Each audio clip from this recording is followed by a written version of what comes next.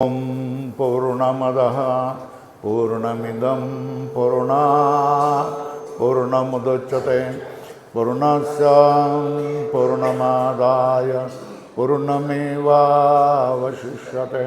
ओम शांति शांति शांति। महाराष्ट्राचं परमदैवत पंढरपूरचा पांडुरंग परमात्मा याला वंदन करतो। त्यांच्या प्रचारासाठी ज्यांनी आपली जीवन समर्पण केली त्या संत पुंडलिक महाराजापासून ज्ञानेश्वर महाराजापासून नामदेव एकनाथ महाराजापर्यंत आणि त्याच्याही पुढील सावतामाळी नरहरी सोनार महिलामधल्या जनीबाई मुक्ताबाई या सगळ्यांना संतांना मनपूर्वक नमस्कार करतो। इथे जे दैवत आहेत विठ्ठल रुक्मिणी आणि ज्ञानेश्वर महाराजांचा सहवास लागलेला जो पैस खांब आहे त्या पैस खांबालाही नमस्कार करतो आहे। आपण जे भाविक भक्त या ठिकाणी आलेले आहेत सफेद वेशामध्ये ते पाहून मला एकदम वैष्णवांचा मेळा जमल्यासारखं वाटतंय। इथे कोणी एक तरी सापडलंच नाही ना, एक तरी सापडलंच। मी म्हटलं आनंद झाला होता की न सांगता न खोटता वैष्णवांचा मेळा या ठिकाणी सापडलेला आहे। वैष्णव मंडळी भेटली का आपल्या गावातली मंडळी आली, माहेरची मंडळी आल्यासारखं वाटतंय। त्यांचं दर्शन झाल्यानंतर अंतरंगामध्ये स्फुरण होतं, हर्ष होतो। तेव्हा तुम्हा सगळ्या लोकांचं हे दर्शन पाहून आम्हाला आनंद झालेला आहे। माय माऊल्या नेहमीच आईच्या प्रेमाने सर्वत्र हजर असतात। फक्त या ठिकाणी पुरुषांची संख्या आज मला जास्त दिसते। अजूनपर्यंत जिथे जिथे मी गेलो त्या ठिकाणी 3 भाग महिला आणि 1 भाग पुरुष असं सगळं दिसत होतं। आज 3 भाग पुरुष आणि 1 भाग महिला आहेत। असू द्यात, काहीतरी अडचण असतील, घरचे कामं असतील, असू द्यात। सगळ्या लोकांना नमस्कार, मनपूर्वक नमस्कार। तुमच्या दर्शनाचा योग आल्याबद्दल आनंद आहे। साधू संत मंडळींचं दर्शन झालं। दत्त संस्थानचे महाराज प्रकाशानंद गिरी बरोबर आहे का इथेही आलेले आहेत। शिवाय माझ्याकडे शिकलेले साधक झाले होते जे होते आणि नंतर मोठे झालेले आहेत।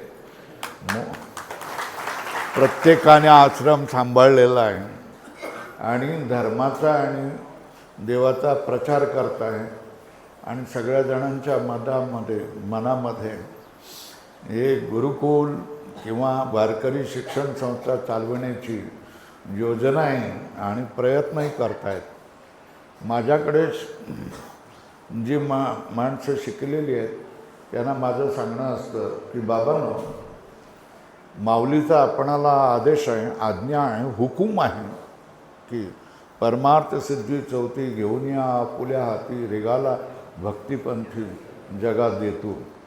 याप्रमाणे आपण प्रयत्न करून साध्य करून परमेश्वराच्या कृपेने मुक्त झालेलो असू तर आपला ज्ञानेश्वर माऊलीची आदेश आहे परमार्थ सिद्धी चौथी म्हणजे मोक्षाचं तुम्हाला मिळालेलं आहे। घेऊन या आपल्या हातामध्ये। जसं आपण पुस्तक धरतो तशा तऱ्हेने मोक्ष आपल्या हातामध्येच आहे। म्हणजे करतळावर आवळा ठेवल्यानंतर त्याचा जसा प्रत्यक्ष आपणाला अपरोक्ष होतो तशा तऱ्हेने मी मुक्त आहे अशा तऱ्हेने साक्षात्कार होणं यालाच म्हणतात त्या परमार्थ सिद्धी चौथी घेऊन या आपुल्या हाती रिगाला भक्ती संपांती। रिगणं म्हणजे काय दाटीवाटी असली तरी आपण काय करत असतो, जागा नसली तरी बाजूला करून ढकलून काय करतोय, रिकतो गर्दीच्या ठिकाणी, गाडीमध्ये बसमध्ये रिकतो. तशा तऱ्हेने काय सांगितलेलं आहे, तुला भक्त लोकांनी ढकललं, इथे येऊ नको म्हणून सांगितलं तरी तू काय कर, जबरदस्तीने जाऊन घुस. कोणांमध्ये? भक्त मंडळामध्ये घुस. आता बघा, तुम्ही सगळे पांढऱ्या वेशामधले, धोतर सफेद, खमीस सफेद, टोपी सफेद, हे सगळं सफेद असताना मी एक विचित्र माणूस दिसतो की नाही सांगा? दिसतो की नाही? तर मग यालाच म्हणणं काय म्हणतात की जबरदस्तीने घुसा आणि त्या ठिकाणी भक्त लोक असतात, त्या भक्त लोकांमध्ये त्यांना समजेल अशा भाषेमध्ये जी मोक्षाची सिद्धी तुला मिळालेली आहे ती सिद्धी तू त्या लोकांना सांग. हे आपल्या सगळ्या साधकांना आज्ञा आहे. असं नाही तुम्ही बंधमुक्त झालात, मोक्ष मिळाला म्हणजे तुम्ही बर्फामध्ये जाऊन गुफेमध्ये गाडून घ्या स्वतःला आणि त्या बर्फामध्ये मरून जावा, नाही तर गंगेमध्ये वाहून जावा, असं सांगितलेलं नाही आहे. ज्ञानेश्वर माऊलीने सांगितलेलं आहे तुम्ही जावा. तुम्हाला हिमालयामध्ये यावं लागलं असेल, पण तुम्ही आता वैष्णवाचा जो गड आहे, तो गड कुठला आहे? महाराष्ट्र आहे, प्रांत आहे. त्या वैष्णवांच्या गडामध्ये जा आणि तिथे काय ही मोक्षसिद्धी तो दाखवून दे. असू द्यात, बाकीचा सर्व फापट पसारा बाजूला करून सरळच्या सरळ आपण प्रश्नाला भिडूया. इकडचं तिकडचं बोलण्यापेक्षा काही संतांच्या एखाद्या अभंगाला धरून बोललं तर काय हरकत नाही ना, चालेल ना? काय त्याला धरून बोलूया, प्रयत्न करतोय. मी काही त्याच्यामधला कुशल नाही. माझ्याकडे शिकून ही सगळी मंडळी कुशल झाली असं म्हणा, किंवा जी मूळताच कुशल होती असं म्हणा. जन्मोजन्मी त्यांनी पुण्य केलेलं असेल, त्यांच्यावर विठोबाची माऊलीची कृपा झालेली असेल, त्याच्यामुळे कीर्तनामध्ये वगैरे ही सगळी मंडळी प्रसिद्ध झालेली असेल. पण आपणाला ते काही जमलं नाही. कीर्तन प्रवचन करता यावं यासाठी आम्ही या विषयामध्ये आलोच नाही, हे आपण लक्षामध्ये घ्या. आणि आपण आपल्या मुक्तीसाठी आलो, ती मुक्ती प्राप्त केली, मुक्तीचा आणि परमात्म तत्वाचा साक्षात्कार आम्हाला झाला. आणि पुढे काम नाही झालो पायी रिकामा, पावल्या त्या करू चेष्टा. बस येत राहिलेलं आहे. कोणी बोलावलं, चला महाराज, चालले महाराज, आले महाराज. घेणं नाही, देणं नाही, पॉकेट नाही, देणं नाही, पॉकेट देणं नाही, पॉकेट घेणं नाही. बोलावलं, प्रेमाने बोलवलं, सत्काराने बोलवलं, जायचं, बोलायचं. जमलं तर बोलायचं, नाही जमलं तर तसंच निघून यायचं. असू द्यात, आपण बोलू. एखाद्या अभंगाला समोर धरून बोलूया. मोठी मोठी मंडळी आहेत, धुरीण मंडळी आहेत, मोठी कुशल मंडळी आहेत, धारा प्रवाहाने बोलणारी आहेत. आता अशा मंडळीसमोर बोलायचं म्हणजे काय बोलायचं, कठीणच आहे. तरी पण आपण बोलण्याचा प्रयत्न करतो आहे. अभंग आहे तुकाराम महाराजांचा. प्रारब्ध क्रियमाण भक्ता संचित नाही जाण, अवघा देवची झाला पाही, भरोनिया अंतर बाही. सत्वरज तमा बाध, सत्वरज तम बाधा, हरिभक्ता नाही कदा. शेवटलं चरण आहे. देव भक्तपण तुका म्हणे नाही भिन्न. हा 4 चरणाचा अभंग आहे. पाठांतर वगैरे या सगळ्या मंडळींनी केलेलं आहे. 80व्या वर्षी काय स्मरणात ठेवायचं आणि काय पाठांतर करायचं, जे अनुभवलेलं आहे ते भोगायचं असतं, हीच गोष्ट आहे. तुकाराम महाराज या ठिकाणी भक्तांची महती सांगतायत. भक्तांची महती म्हणजे भक्तांचं मोठेपण आहे. देव भक्तच हा देव भक्ताला समजू शकतो, संतच संताला समजू शकतो, जाणू शकतो. तुकाराम महाराजांनी भक्ताचं मोठेपण आपल्यासमोर ठेवलेलं आहे. भक्ताचं मोठेपण सांगण्याची जरुरी काय प्रश्न, कारण भक्त हा स्वयंभू आहे. तुम्ही कोणीतरी त्याचं मोठेपण सांगावं यासाठी तो भक्ती करत नसतो, तर मग कशासाठी करत असतो? भक्ताची स्तुतीसाठी तो भक्ती करत नसतो. तो भक्त भक्ताने देवाचं मोठेपण जाणलेलं असतं. देव हा आपल्यापेक्षा मोठा आहे आणि देव हा या सृष्टीचा पालनकर्ता आहे, स्रष्टा आहे, स्थितीकर्ता आहे, पालनकर्ता आहे. देव या संपूर्ण जगताचा आदी कारण आहे, निमित्त कारण आहे आणि विवर्त उपादान कारण आहे. शब्द नाही समजले तरी काय हरकत नाही, साधकांना कळतात, बाकीच्यांना नाही कळली तरी त्याच्यामध्ये फार मोठा फरक नाही पडत आहे. संपूर्ण जगताचं निमित्त कारण आणि उपादान कारण हा देव आहे, हे ज्याला समजलेलं आहे. आणि संसाराचं ज्याला स्वरूप समजलेलं आहे की संसार हा आपणाला दिसतो आहे, खरा वाटतो आहे, पण तो आपणाला नागवतो आहे, उघडा करतो आहे, नागवतो आहे, ठकवतो आहे आणि अनंत क्लेश आपणाला देतो आहे. हे प्रपंचाचं स्वरूप देखील त्या भक्ताला कळलेलं आहे. आणि हे ज्याला कळलेलं आहे त्याला या संसाराच्या पलीकडचं जे आदी कारण आहे तेही हळूहळू कळायला लागतं. साधू संताच्या बैसता संताचे संगती कळो आले कमळापती, हे तुकाराम महाराज आपणाला सांगतात. थोडक्यात काय, साधू संताच्या सहवासामध्ये बसल्यानंतर आपणाला देवाचं स्वरूप कळतं, संसाराचं स्वरूप कळतं आणि आपलं स्वतःचंही स्वरूप कळत असतं. तेव्हा ज्याने भगवंताला आपल्या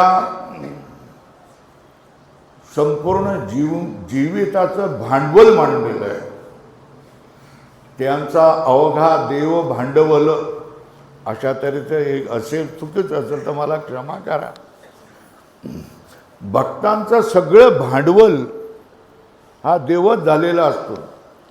भांडवल म्हणजे पुंजी, ज्याच्या पुंजीवर जो जगतो, मोठेपण मिळवतो त्याला भांडवल किंवा पुंजी म्हणतात. भक्ताचं सगळं बळ हे देवच असतो. बळीवंताचे अंकित आम्ही झालो बळीवंत, अशा तऱ्हेने त्याला काय असते, अनुभूती आलेली असते.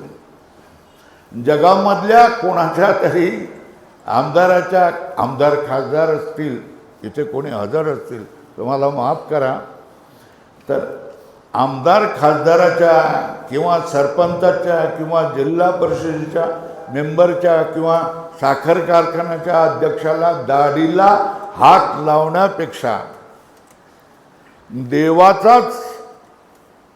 देवाचा दास बनणं, देवाच्या चरणावर डोकं ठेवणं, हे ज्याला कळलेलं आहे, समजलेलं आहे. जगामधल्या प्रत्येकाचं दासत्व आपण केलेलं आहे. नवरा बायकोचं दास्य करत असतो, बायको नवऱ्याची दास्य करत असते, मुलगा वडिलांचं दास्य करत असतो, मुलाचं वडील दास्य करत असतो, भाऊ बहिणीचं दास्य करत असतो, बहीण भावाचं दास्य करत असतो, मालकाचं दास्य मजूर करत असतो, मजुराविना मालक घायकुतला येत असतो.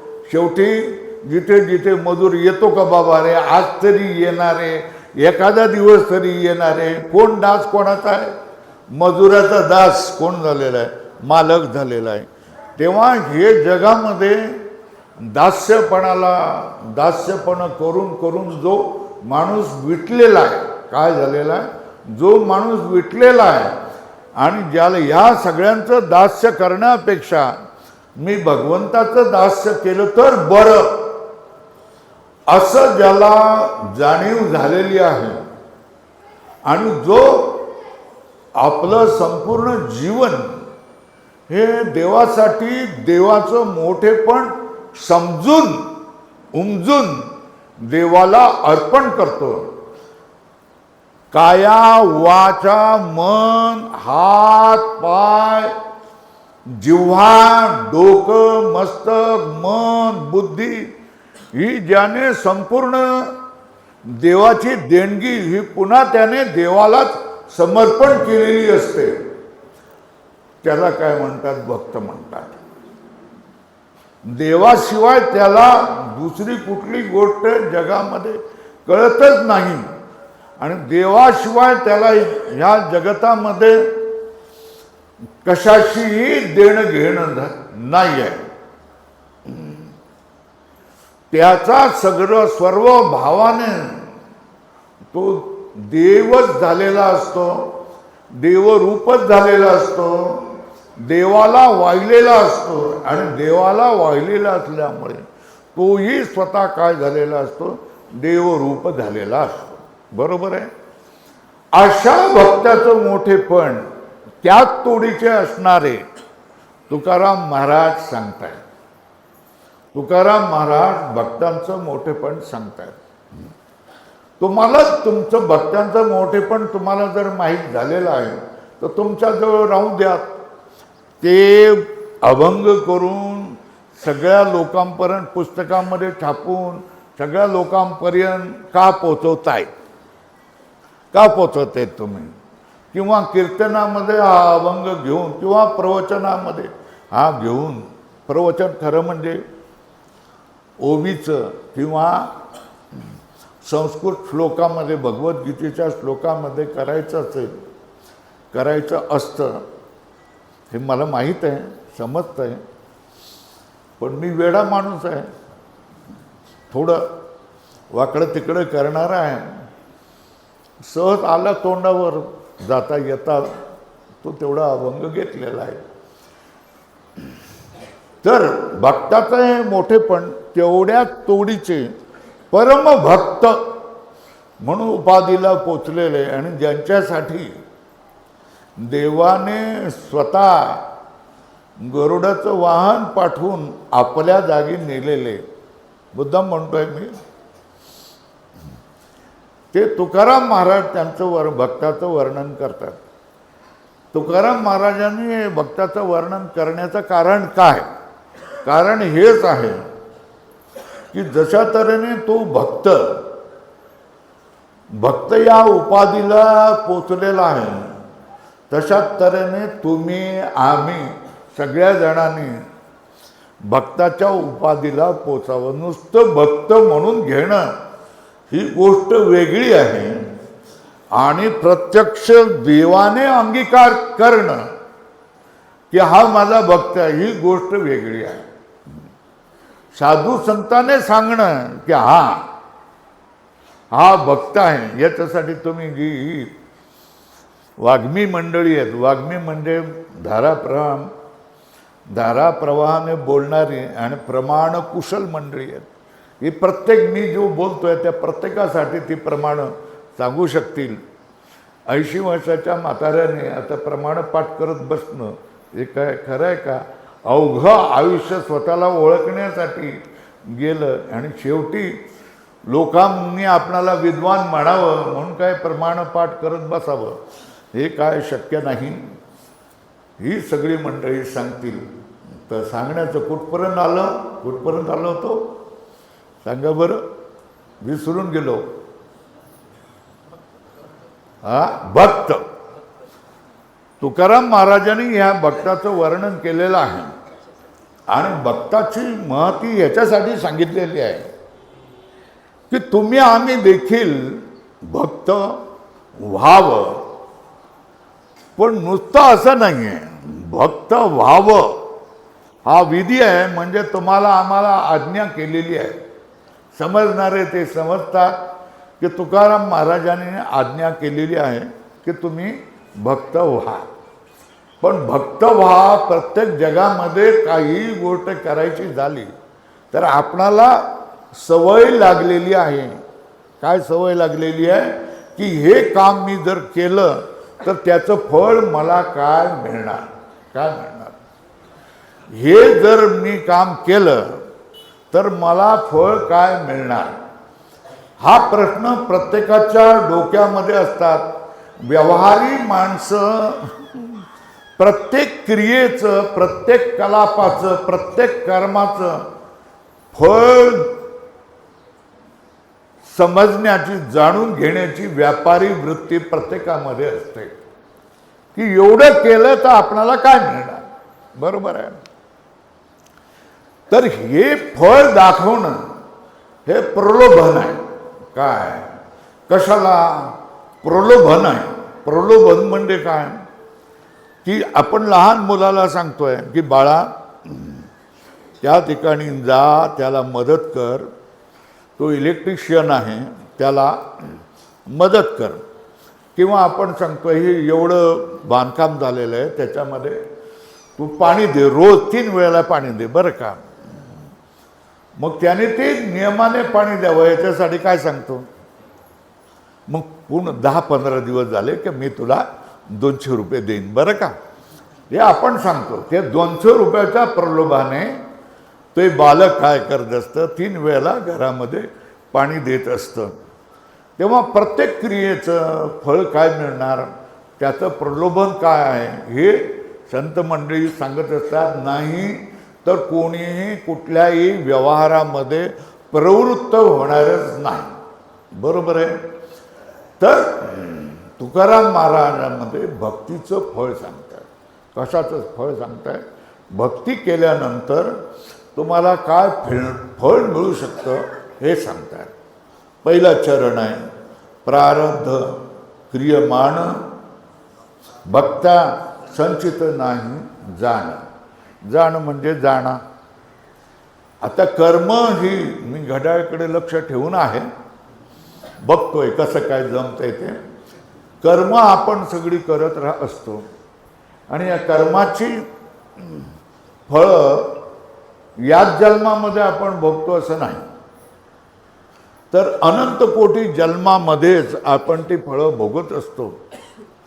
आणि हे जे आपण मनुष्य योनीमध्ये आलेलो आहे हे 84 लक्ष योनीच्या रहाट गाड्यामध्ये फिरत फिरत फिरत कुठेतरी झटका लागून आपणाला काय ही मनुष्य योनी मिळालेली आहे, आपल्याच कर्माने मिळालेली आहे.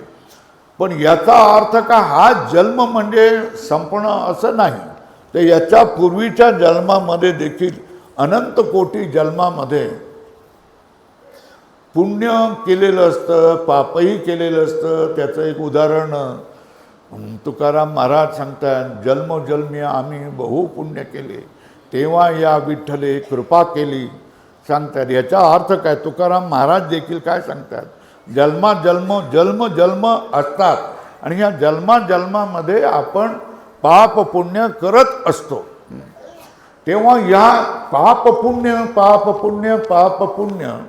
म्हणजे काय, अंतःकरणावर झालेल्या चांगलं कर्म तुम्ही केलं तर तुमच्या मनामध्ये भाव येतो की मी चांगलं केलेलं आहे, वाईट केलेलं नाही. एक रेघ लागली. जर तुम्ही पापकर्म केलेलं असेल, तुम्हाला शिव्या घातल्या, दुसरं काय केलं, भांडलात, त्याला मारलं, तरी तुमच्या हृदयामध्ये खून पडते. काय करते की तू वाईट काम केलेलं आहे, हे असं करता कामा नये. या चांगल्या कामाच्या ह्या खुणा वाढत जातात, वाईट कामाच्या खुणा जातात. यालाच पुण्य आणि यालाच पाप म्हटलेलं आहे. पाप आणि पुण्य हे अंतःकरणामध्ये झालेले संस्कार आहेत. अंतःकरणाची अवस्था आहे वेगवेगळ्या तऱ्हेने, आणि हे संस्कार तुमच्या अनंत कोटी जन्मामधून झालेले असतात. अनंत कोटी जन्मामधून जे संस्कार झालेले असतात त्याचा एक,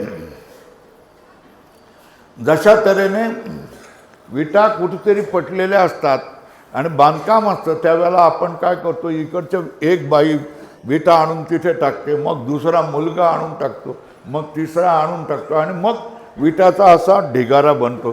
तशाच तऱ्हेने आपण जन्मोजन्मी केलेले आहेत त्या पाप आणि पुण्याचा,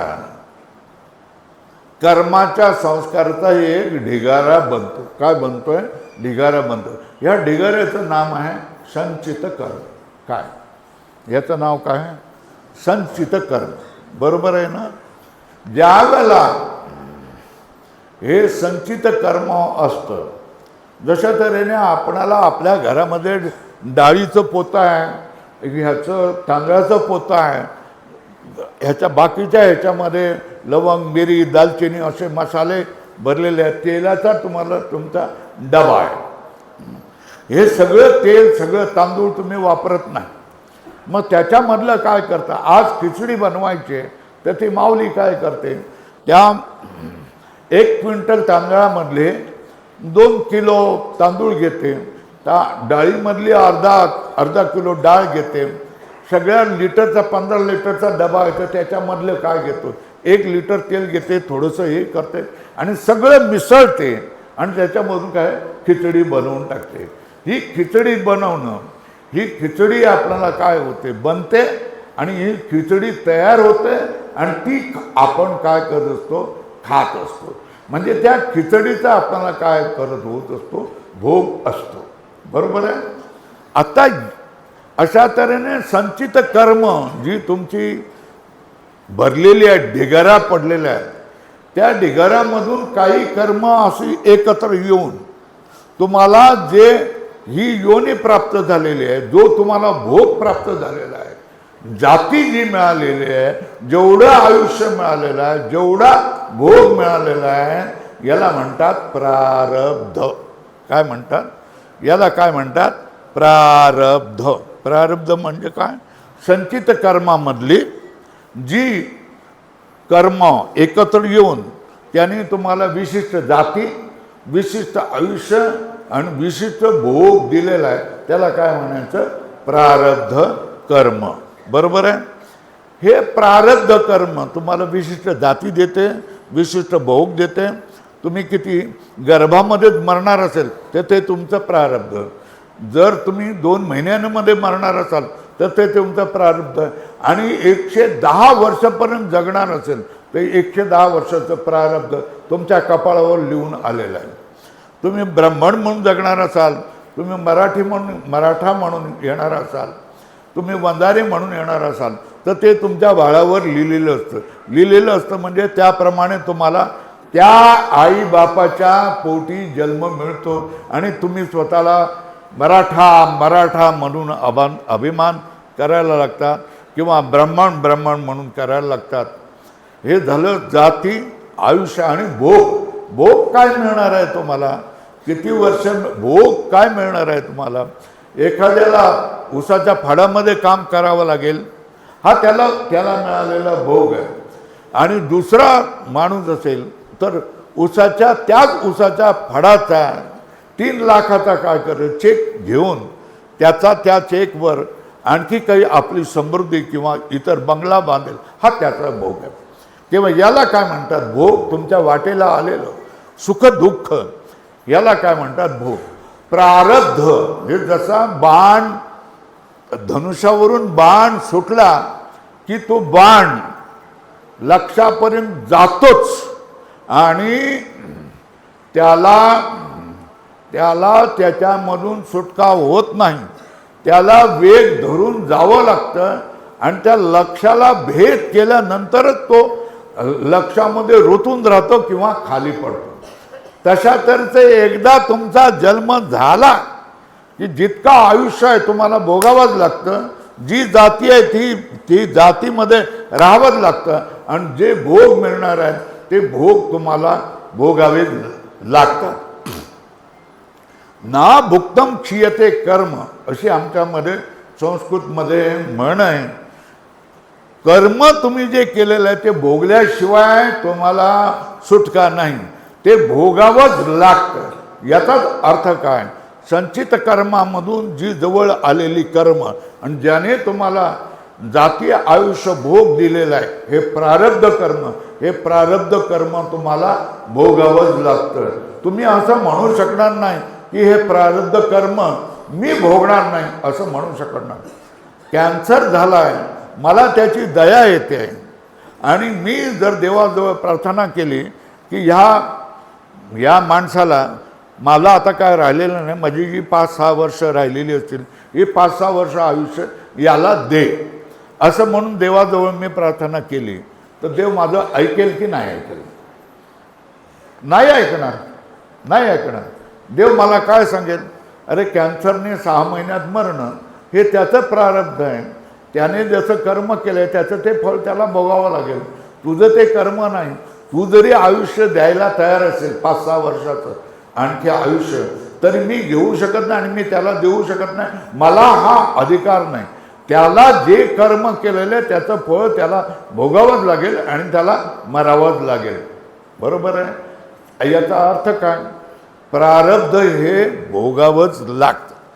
प्रारब्ध हे भोगूनच त्याचा क्षय होतो. हे झालं प्रारब्धावर. आता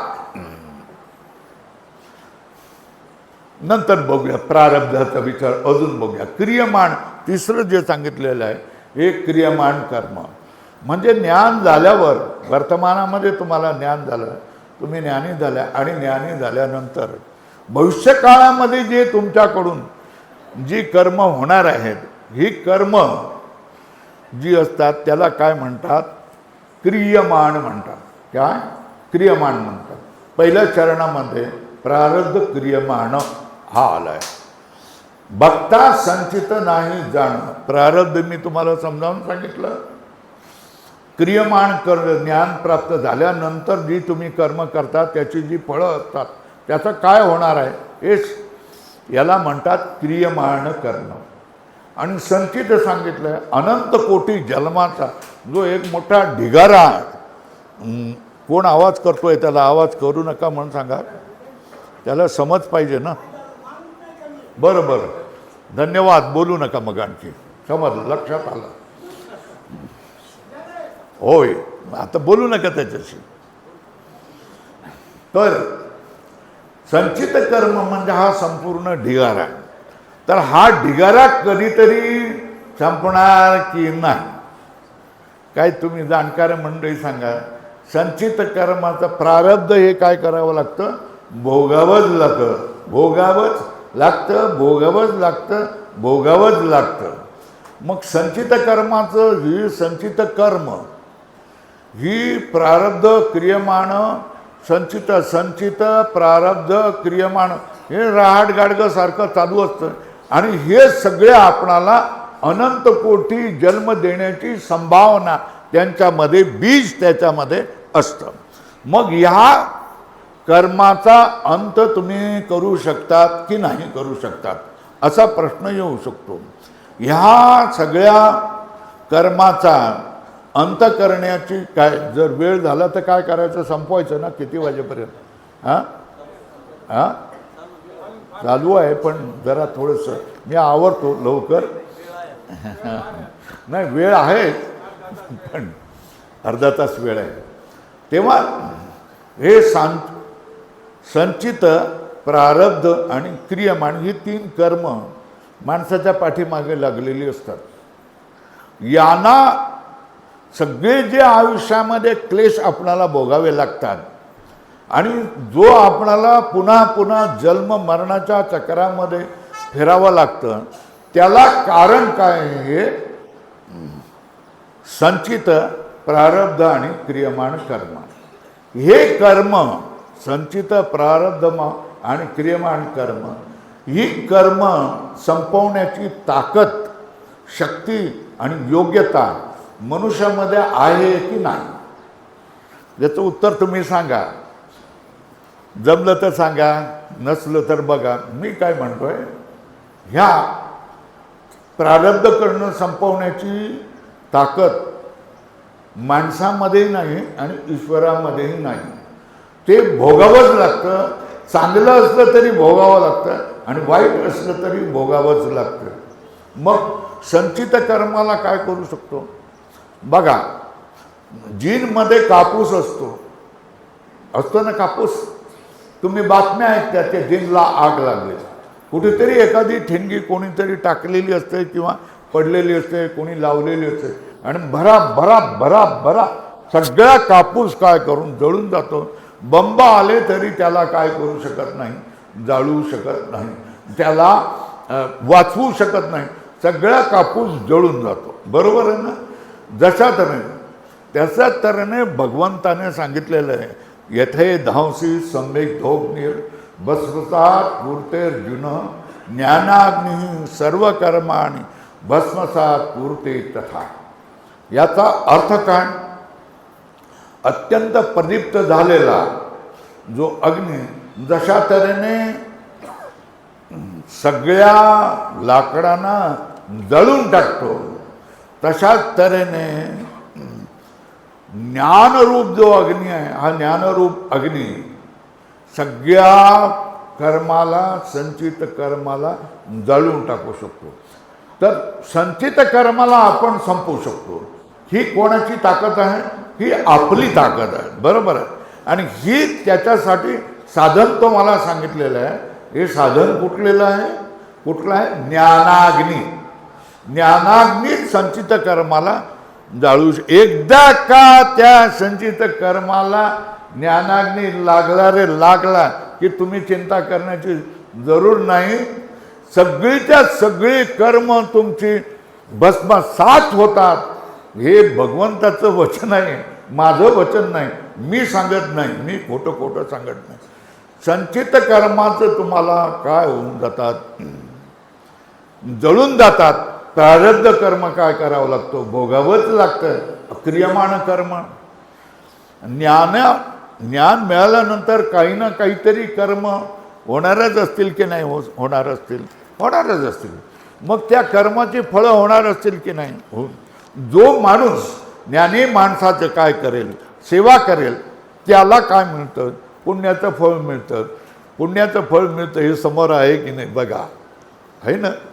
सेवा केलेल्याचं पुण्याचं फळ काय असतं हे समोर आहे आपल्या. आणखी हे सुद्धा, हे बघा, हे ध्यान सुद्धा काय तसंच आहे. पुण्याचं फळ, ज्ञानातून जी कर्म केलेलं आहे त्याची सगळी फळं, पुण्याचं जे सगळं फळ आहे हे सगळं त्यांना मिळणार आहे. आणि जर ज्ञानाने काही वाईट कर्म केलेली होऊ शकत नाही, पण चुकून झालेली असेल तर त्याची फळं कोणाला मिळणार? त्याची फळं देखील मिळणार आहे ज्ञानी माणसाचा द्वेष करणाऱ्याला मिळणार आहे.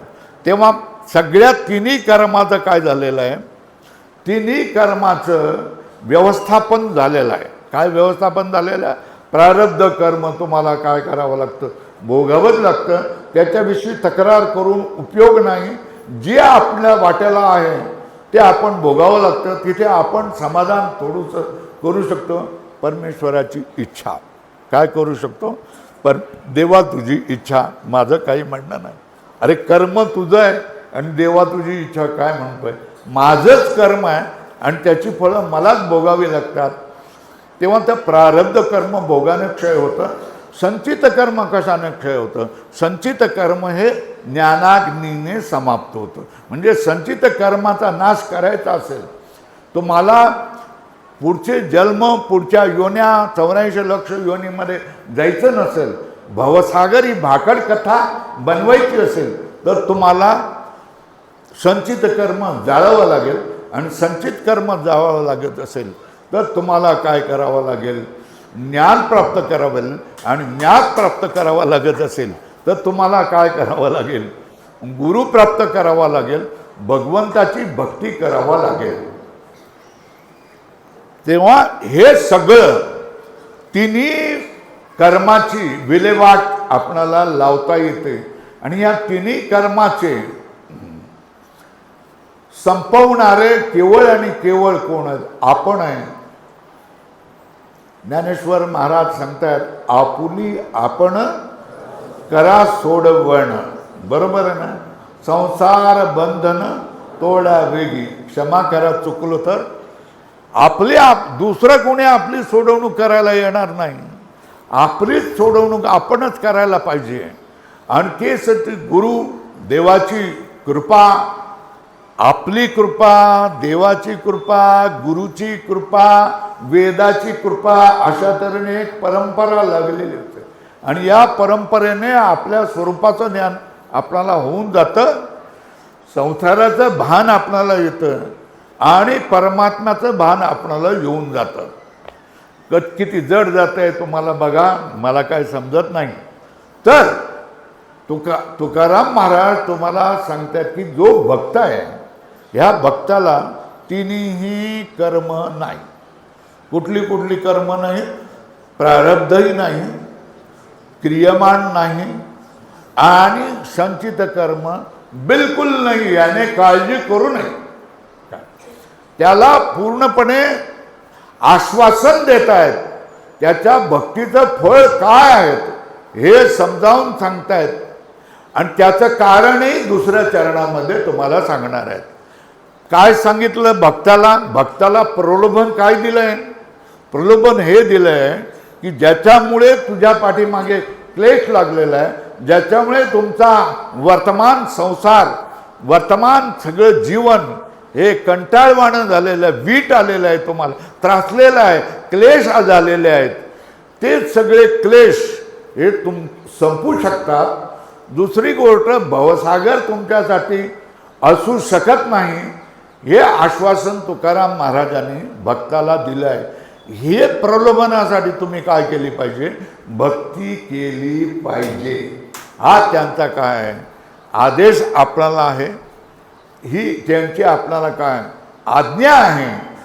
आणि याच्यासाठी काय सांगितलं का? मग हे आता ज्यावेळेला आपण प्रारब्धाचा विचार करतो, जर अज्ञानासाठीच प्रारब्ध आहे. प्रारब्ध कोणासाठी आहे? अज्ञानासाठी प्रारब्ध आहे. बरोबर आहे. अज्ञानाला समजवण्यासाठी कळत नाही. स्वामीजी, मी आयुष्यभर देवाचं काम केलं, कधी मी देवाच्या बाहेर झालो नाही. देवदेव सतत मी केला आणि माझा मुलगा मोटारी खालून ट्रक खाली जाऊन सापडून मरून गेला. आता मी काय करू? देवाने माझं बरं केलं नाही. याला मी काय समजावून सांगावं? या ठिकाणी तुम्हाला काय सांगावं लागतं? प्रारब्ध सांगावं लागतं. काय सांगावं लागतं? प्रारब्ध सांगावं लागतं. तू देवदेव केलास हे त्याचं फळ तुला मिळणार, पण त्याचा तो जो घेऊन आलेला आहे, डोक्यावर लिहून आलेला आहे, तो त्याच्या 15व्या वर्षी मरणार आहे आणि ट्रक खाली सापडून मरणार आहे. हे त्याचं प्रारब्ध होतं. मग आता तू काय रडतोयस? जाणारा गेला, उरलेला माणूस आहे, त्याला ह्या जीवनामध्ये संघर्ष करावा लागणार आहे. दुःख तुझं काय कर, आवर आणि पुढच्या संघर्षाला काय कर, तयार हो. हेच मी त्याला समजावून सांगणार ना. याच्यासाठीच प्रारब्ध समजावून सांगावं लागतं. जो दुःखी कष्टी माणूस झालेला आहे त्याच्यासाठी प्रारब्ध हे बळ आहे, शक्ती आहे, ताकद आहे, उमेदीने पुढचं जीवन जगण्यासाठी, पुन्हा हुरूप येण्यासाठी. प्रारब्ध म्हणजे किस्मत. प्रारब्ध म्हणजे हे लोक प्रारब्धाला लावतात, प्रयत्नाला कमी लेखतात असे नास्तिक मंडळी आम्हाला म्हणतात. पण प्रारब्ध हे आमचं बळ आहे, आम्हाला उमेद देणार आहे, जगण्याची प्रेरणा देणारे आहे. घाबरू नको, प्रारब्ध आहे, त्याला तेवढं त्याचंच फळ आहे. ते तू आहे, तू मनाला लावून घेऊ नकोस, घोर लावून घेऊ नकोस. उभा राहा आणि काय प्रयत्न कर आणि तुझं जीवन तू बदल. त्याच्या जीवनाविषयी तू विचार करू नको. हे गळून गेलेल्या मनाला, गळून गेलेल्या इंद्रियांना उभारी देण्यासाठी प्रारब्ध आहे. न की प्रयत्नाला विरोध करणारं नाही आहे प्रारब्ध. तेव्हा आता प्रारब्ध ज्ञानी माणसासाठी प्रारब्ध म्हणजे काय? ज्ञानी माणसासाठी प्रारब्ध ही गोष्टच नाही. मी विचारेन, हे समोर जे माणसं आहे, प्रारब्ध कोणाचं असतं ना? प्रारब्ध कोणाचं असतं? तुम्ही म्हणाल शरीराचं. शरीर शरीर सत्य आहे तर मिथ्या आहे? मिथ्या आहे. मिथ्याचं प्रारब्ध कसलं झालं? बरं, मग आत्म्याचं प्रारब्ध आहे का? मग आत्म्याचं प्रारब्ध म्हणायचं तर नित्य पदार्थाचं प्रारब्ध काय असणार आहे? मग काय झालं? प्रारब्ध शरीराचंही नाही, मग प्रारब्ध आत्म्याचंही नाही. या दोन गोष्टीपेक्षा आणखी कोणाचं प्रारब्ध असणार मला सांगा? मग प्रारब्ध ही काय? ही कल्पना आहे. कोणासाठी? अज्ञानी माणसाला जो क्लेशाने आणि दुःखाने घायल झालेला आहे त्याला समजावून सांगण्याची एक कल्पना शास्त्राने केलेली आहे की हे आपलं प्रारब्ध आहे. प्रारब्ध ही काही गोष्ट नाही आहे. तुम्ही म्हणाला नास्तिक माणूस आहे, काहीतरी आम्हाला उलटं सुलटं सांगतोय म्हणून. हे कधी आपण ऐकलेलं नाही आहे, पण जी वस्तुस्थिती आहे मी तुम्हाला सांगतो. प्रारब्ध कोणासाठी नाही? ज्ञानी माणसासाठी नाही. बरोबर आहे. आता बघा, पहिल्या चरणामध्ये काय सांगितलं? प्रारब्ध क्रियमाण भक्ता संचित नाही जाण. संचित जो भक्त आहे क्रमाने काय होणार आहे? ज्ञानीच होणार आहे. काय होणार आहे? भक्त म्हणजे काय? तो भगवद्गीतेमध्ये सांगितलेला ज्ञानी भक्त आहे. कोण आहे? आता तो ज्ञानी भक्त आहे कसा आहे हे चौथ्या चरणामध्ये तुका म्हणेमध्ये सांगितलं आहे. देव भक्त पण तुका म्हणे नाही भिन्न या चौथ्या चरणामध्ये सांगितलेलं आहे की तो जो भक्त आहे भगवद्गीतेमध्ये सांगितलेला, भगवद्गीतेमध्ये ज्याचं वर्णन महत्ता सांगितलेलं आहे तो ज्ञानी भक्त या ठिकाणी तुकाराम महाराजांच्या समोर आहे. आणि तुकाराम महाराज पहिल्या चरणामध्ये सांगतात, काय सांगतात? संचित त्याने काय करून टाकलेलं आहे? ज्ञानाने जाळून टाकलेलं आहे. क्रियमाण जर झालं तर त्याचे शिष्य आणि त्याचे द्वेष करणारे लोक फळे घेऊन जातील. हा रीताच्या रीता. आणि मग प्रारब्धाचं काय? प्रारब्ध त्याला भोगावंच लागेल. मग तो काय करेल? तेच काम नाही झाला पाहिजे रिकामा, फावल्या त्या करू चेष्टा, याप्रमाणे काय करेल? भगवंताचं नामस्मरण करत राहील, सवय लागलेली आहे म्हणून. नाहीतर मग वेदांताचे पाठ चालवत राहील. नाहीतर मग काय करेल? लोकांना अभंग शिकवत राहील. काहीतरी फावल्या का ज्या समोर आल्या त्या गोष्टी तो करत राहील. पण त्याला भक्ताला काय? प्रारब्ध क्रियमाण दोन्ही नाही आणि संचित पण नाही हे आश्वासन दिलेलं आहे. त्यांना घाबरण्याचं कारण नाही.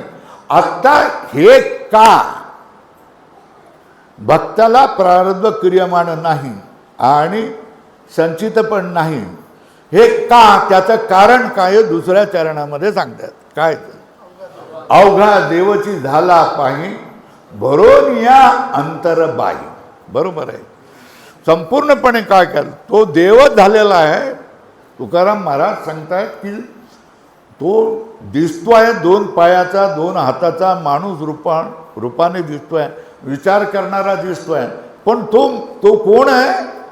तो आज बाहेर सगळा देवच झालेला आहे. आज बाहेर देव झालेला आहे म्हणजे काय? स्वतःला परिच्छिन्न म्हणजे काळाचा ज्याला घेरा पडला आहे, ज्याला दिशेचा घेरा पडलेला आहे, ज्याला देशाचा घेरा पडलेला आहे त्याला काय म्हणतात? परिच्छिन्न वस्तू म्हणतात. ह्या सगळ्या गोष्टी काय केल्या? परिच्छिन्न वस्तू आहेत. सगळ्या जितक्या अवघ्या गोष्टी आहेत मायेतून निर्माण झालेल्या आहेत या सगळ्या गोष्टी परिच्छिन्न आहेत. तो काय म्हणतोय? त्याची व्यापकता एवढी आहे. अवघा देवाची झाला पाही. अवघा म्हणजे का? संपूर्णपणे आतून बाहेरून. आणि पुन्हा ते समजा अंतरबाई सांगितलंय. भरून या अंतरबाई.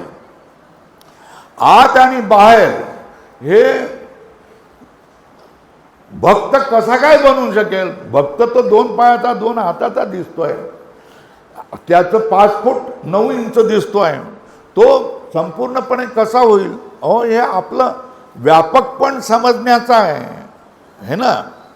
कसं? मी जर देह आहे असं जर तुम्ही समजलात तर तुमची उंची किती? 5 फूट 9 इंच, 4 फूट 7 इंच, 6 फूट, याच्यापेक्षा नाही आहे. तुम्ही परिच्छिन्न झाला. तुम्ही देह हा काय झाला? देहाला कालाचा वेढा आहे, देशाचा वेढा आहे, वस्तूचा वेढा आहे, ती परिच्छिन्न वस्तू आहे. तुम्ही स्वतःला परिच्छिन्न मानलं की तुम्हाला या सगळ्यांनी घेरलं. कोणी? देव, देश, काल आणि दिशा या सगळ्यांनी तुम्हाला आणि दुसऱ्या वस्तूने घेरलं. तुम्ही परिच्छिन्न झाला. तुम्ही व्यापक होऊ शकत नाही. आकाश कुठे आहे? मी म्हणेन कुठे नाही.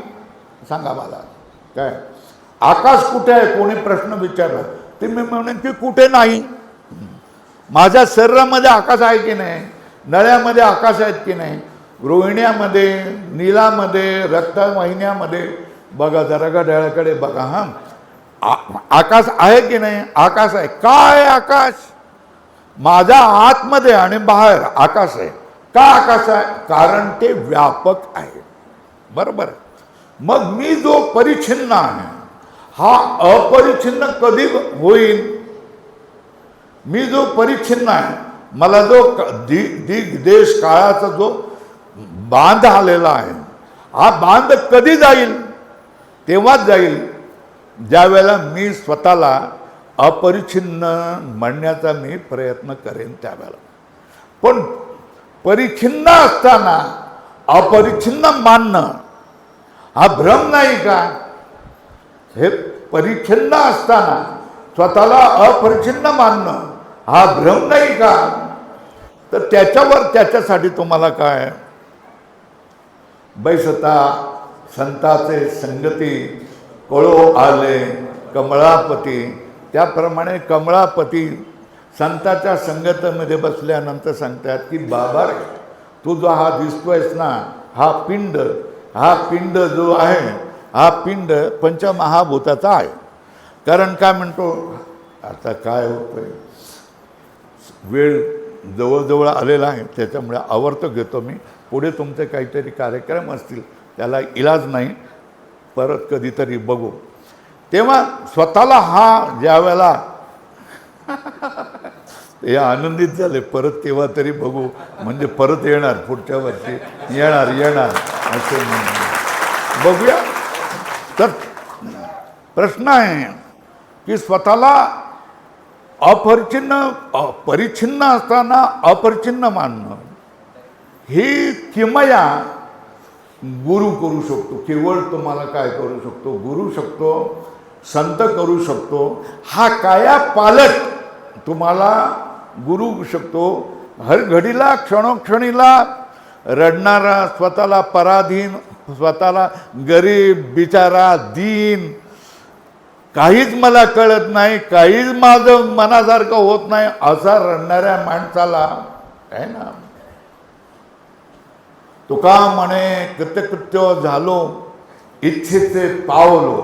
याला कायाकल्प म्हणतात की नाही? मी कृतकृत्य झालेलो आहे. कृतकृत्य म्हणजे करायचं ते सगळं झालेलं आहे. आणि आता या ठिकाणी मला काय प्राप्त करायची गोष्ट राहिलेली नाही. जे इच्छा केली ते सगळं मला प्राप्त झालेलं आहे. याला तृप्ती म्हणतात, याला धन्यता म्हणतात. जीवनामध्ये मरायच्या वेळेला आपल्याला धन्यता आली पाहिजे. धन्य आम्ही जन्मालो, दास विठोबाचे झालो, हा आपला डेकर आला पाहिजे. आणि हा डेकर तुम्हाला केवळ संताच्या चरणाजवळ बसल्यानंतरच येऊ शकतो. पण संत म्हणणाऱ्यांनी लोकांना संसाराला लावू नये. संतांनी संसारामधल्या करामती करू नये. संसारामधल्या गंडा, दोरा, तावीज, मोरपंख असल्या गोष्टी, विभूती असल्या गोष्टी करू नये. हे संत नाही, हे जादूगर आहेत, है ना. संत तुम्हाला संसारापासून वेगळंच करतो. संत तुम्हाला काढोनी बाहेरी ठेविलो निराळा, कौतुक डोळा दावी आले, अशा तऱ्हेने तुमच्या मनामध्ये वृत्ती निर्माण करतो. बघ तू संसारापेक्षा वेगळा हो आणि बघ या मायेचं कौतुक बघा. माये नाचवते, माई रडवते, माई मारते, माई जगवते.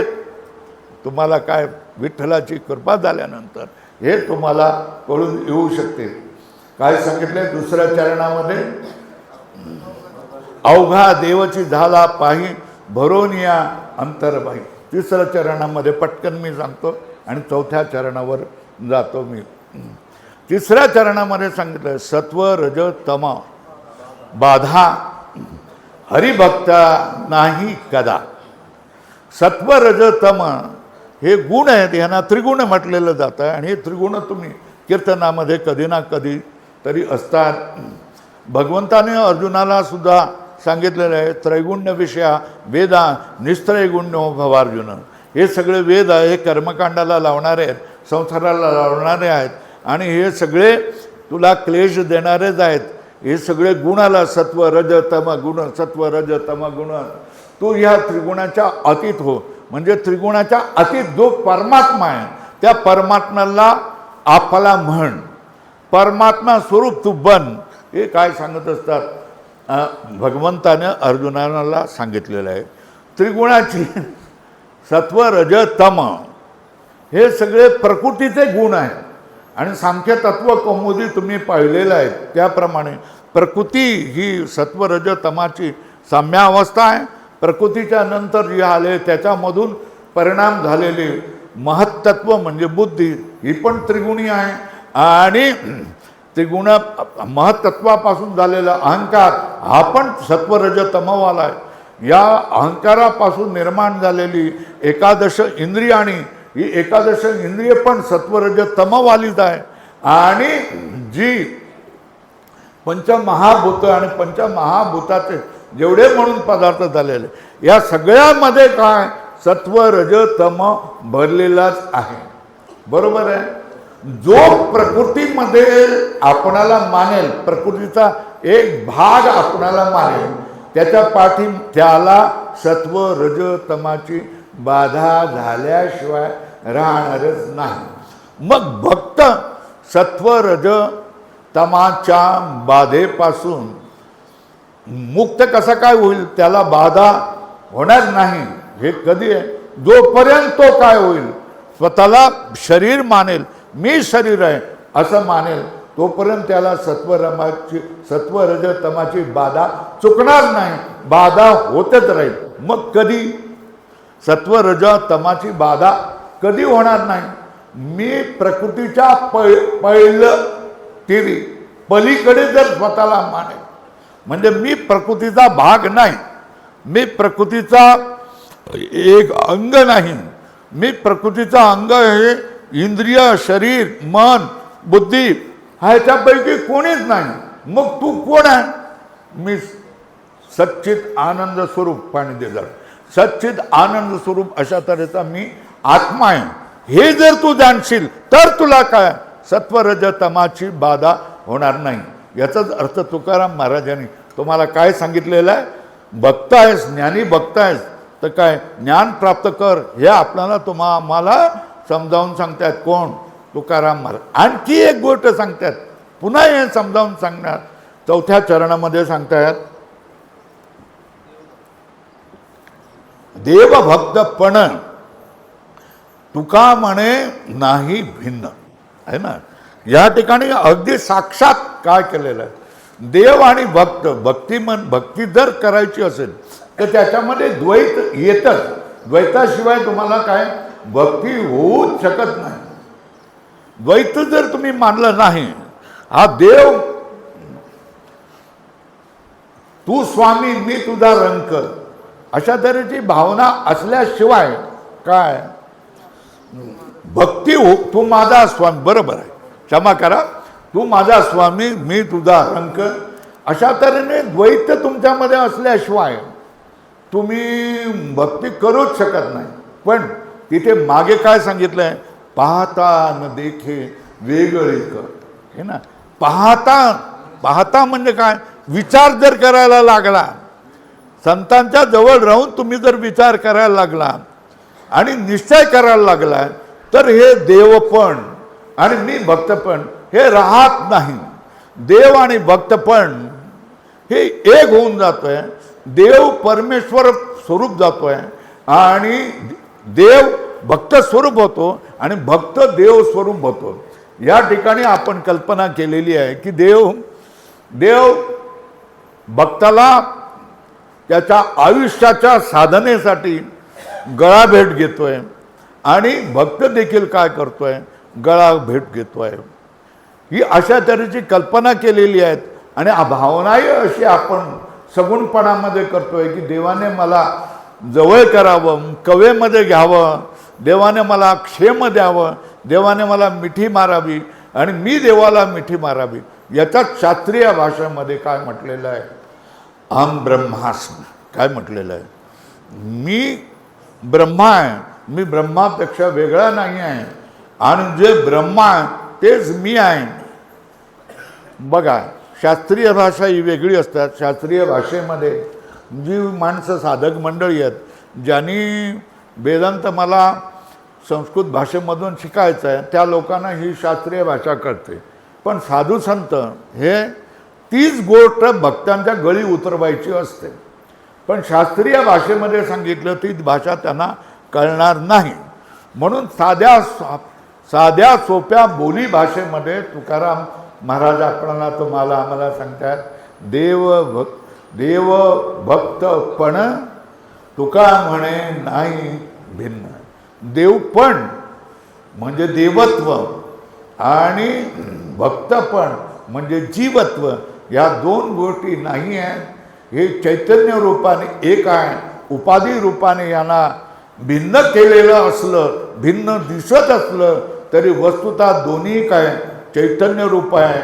तुकाराम महाराज म्हणतात, एकच घोंगडी पांघरू हरी, असं म्हणतात. ह्या सगळ्या भावना करुणा वलय जे कोण संत असतात त्याने आपल्या बोलीभाषेमध्ये आपल्याला समजावून सांगितलेले असतात. त्यांना ज्या साध्या भाषेमध्ये सांगितलेल्या गोष्टी असतात त्या कळायच्यासाठी आम्हाला संपूर्ण जीवन लागावं लागलेलं आहे आणि हिमालयामध्ये जाऊन काय करावं लागलं आहे, जीवन घालावं लागलेलं आहे. पण कीर्तनकारानं याविषयी जर विचारलं तर जे काही ज्यांनी वेदांत शिकलेला नाही त्यांना या गोष्टी सांगता येत नाहीत. पण वेदांत्याला जर ह्या गोष्टी विचारल्या तर वेदांत हा गोष्टी संतांच्या अभंगामधला जो गुह्य अर्थ आहे, गूढ अर्थ आहे, हा तुम्हाला संत मंडळी, वेदांती मंडळी समजावून सांगू शकतात. पण कीर्तनकार मंडळी हाच ग्रंथ घेऊन तुम्हाला, हाच श्लोक, हाच अभंग घेऊन संसाराच्या कथा तुम्हाला सांगत बसतील आणि त्या संसाराच्या कथामध्ये विनोद करतील आणि त्या विनोदामध्ये हसवतील, नाचवतील, स्वतः काय करतील, याच्यावर स्टेजवर नाचतील, तंबोरा घेऊन टोटो टोटो टोटो टोटो टोटो करत नाचतील आणि काय करतील. मध्ये त्या मृदुंगवाल्याला सुद्धा वाटतं आहे की आपणही आपलं काहीतरी कौशल्य दाखवावं. हे कधी करतात, होळीच्या टायमाला करतात टोटो टोटो टोटो टोटो. तर हे मृदुंगवाल्यानो हे काय करताय तुम्ही, मला समजत नाही. ज्ञानेश्वराच्या टायमाला असं होतं का, तुकाराम महाराजाच्या टायमाला असं होतं का, नव्हतं. मग हे नवीन काय लावलं आहे तुम्ही, नवीन लावायला नको. आता तो गायक आहे, तो देखील आपलं कौशल्य दाखवतो. गायक देखील काय सांगतो की मला पण जरा ऐकून घ्या, तो या आलापावर आलाप घेतो. आता त्याच्यामध्ये मग त्यांनी 10-15 मिनटं काढली, मग याची माणसं याची वेळ, हा शेवटी काय म्हणतोय, क्षमा मागतो, काय करतोय, वेळेची कमतरता आहे म्हणून मी काय करतोय, म्हणून मी आता आवर्त घेतोय. बरोबर आहे, वेळेची कमतरता आहे बाबा. तुम्हाला तू तिथे त्या ठिकाणी नारदाच्या स्थानावर आहेस, तर नारदाच्या स्थानावर आहे. तुम्हाला मी सांगतो, हे अधिकारी जो कीर्तनकार आहेत ना, टाळकऱ्यांना जास्त वचवच करू देत नाहीत. बरोबर आहे ना. त्यावेळेला त्यांनी टाळकऱ्यांनी कधी मागे दोहरायचं, स्वतःच बोलून जातात, चरण तो बोलून जातात किंवा जे प्रमाण असतील ते स्वतःच बोलून देतात आणि त्यांना हे करतात. बऱ्याच वेळाला काय करतंय, टाळकऱ्यांनाही समजतं की ह्याला वेळ जास्त झालेला आहे, भरपूर वेळ आहे आणि ह्याला पुढे सरकवता येत नाही. मग ते टाळकरी काय करतात, आपली प्रमाण म्हणत जात असतात.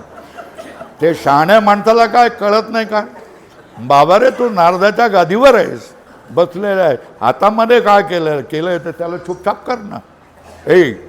जास्त बोलायचं नाही. माझं कीर्तन आहे, माझ्यासाठी आलेलं आहेत, तुमचं गाणं ऐकण्यासाठी आलेले नाहीत किंवा तुझं मृदुंग ऐकण्यासाठी आलेलं नाही.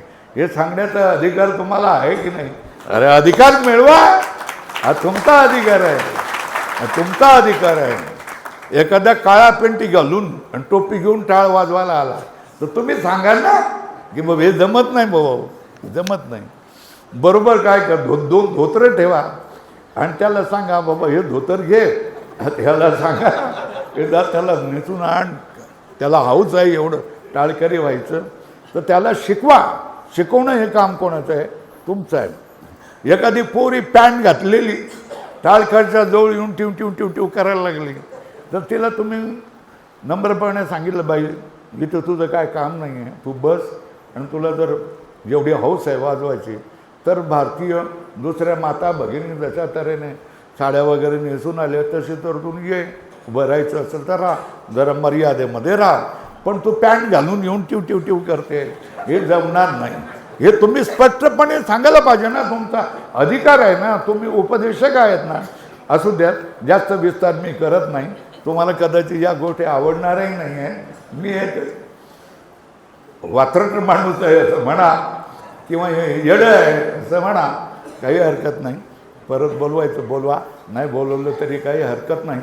झालं, निरूपण झालं, सगळं परमेश्वराला अर्पण, माऊलीला अर्पण. तुम्हाला सगळ्या जणांना आशीर्वाद. देव, देश आणि धर्मावर नजर ठेवा आणि अखंड देवाच्या पायावर नजर ठेवा, दृष्टी ठेवत राहावा. आपले ग्रंथ, आपलं खानपान, आपला पेहराव, आपली भाषा, आपली देवता, आपल्या पवित्र नद्या, आपली तीर्थक्षेत्र, या सगळ्याचा अभिमान तुम्ही जाणा.